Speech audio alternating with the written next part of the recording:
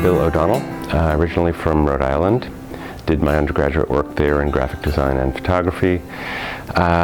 Spent 5 years in Seattle working at photo labs, showing at a gallery, wondering if I'd ever go to grad school. Ended up going to the School of the Art Institute of Chicago and staying in Chicago, taught at SAIC and Loyola for 14 years or so before coming to ISU in 2001, and I just retired after 18 years at ISU.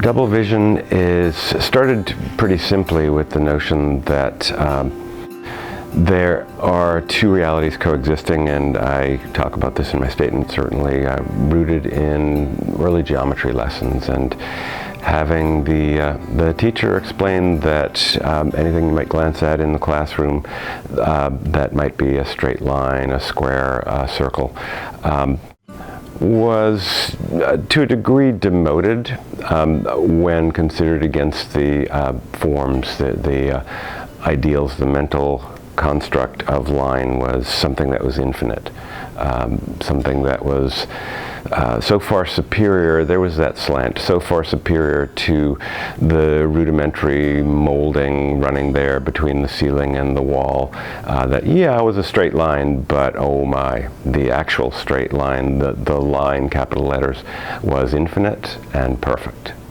And I liked very much the fact that I was prone, after being introduced to these ideas, I was prone to superimposing what I call a template, as it were, a mental template on, the basketball is flawed. Wait, it's not flawed if I see it as being the perfect sphere, etc. And I like very much the connotations.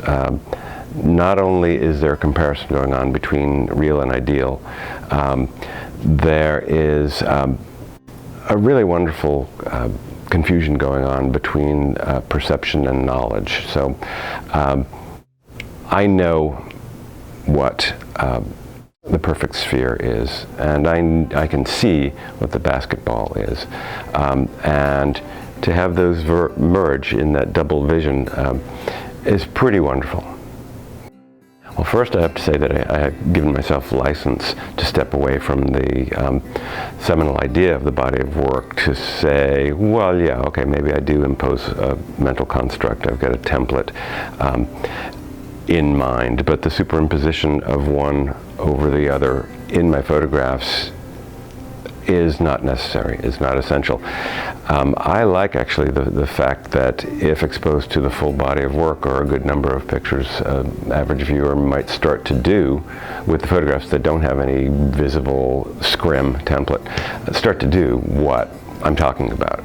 It's just, go ahead viewer, just the invitation is you do it now too, because you've been doing it your whole life. So yeah, does that make sense? I want there to be, in addition to an execution of the idea, let's call it the magic. I'll just keep talking about magic, right? The magic of the quality of light, the play of light on the subjects. I want them to be, to a degree, photographs that transport the viewer out of the mundane, because that's what I'm talking about. I'm talking about the innocent glance, let's say, and then the double take. For double vision. The double take meaning I was about to perceive something as being an element in the mundane reality of my daily existence, and I'm struck by something. So yeah, I want beauty. I want glowing light. I want the considerably pedestrian trappings of my house. It's real important to me, by the way, that I shoot in my house. I'm the test subject, it's like I make my way through this house each day. Oh, and by the way, it's where I shoot. So I do this literally. I will glance at something that I take for granted. It's my house. And we'll say, I will do the double take, and I'll probably go get a prop or the camera and come back and revisit that corner of the kitchen that I have seen thousands of times.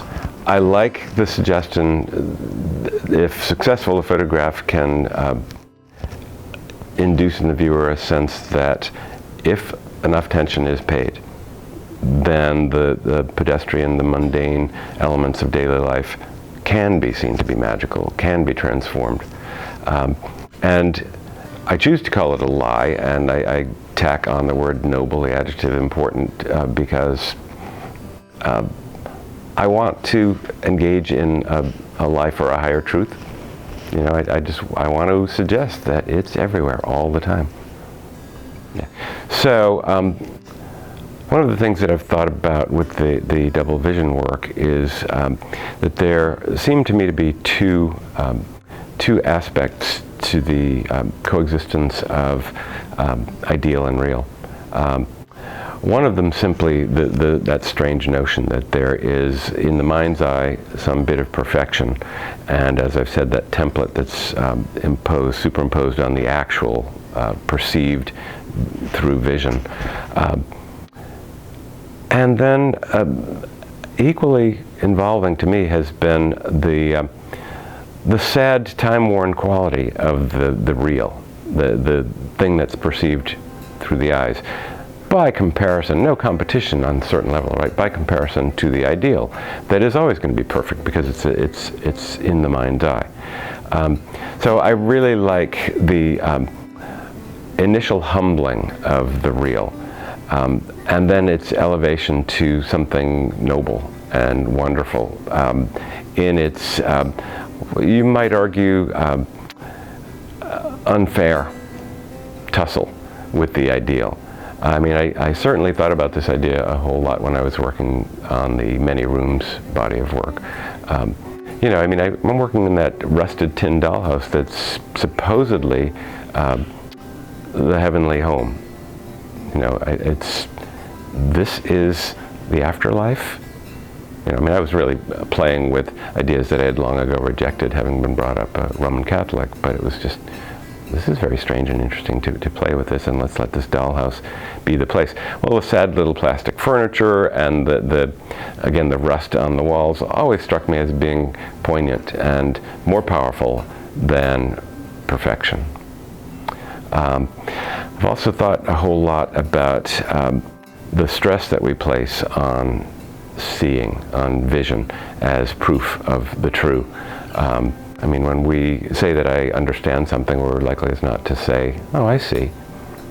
Really? That's it?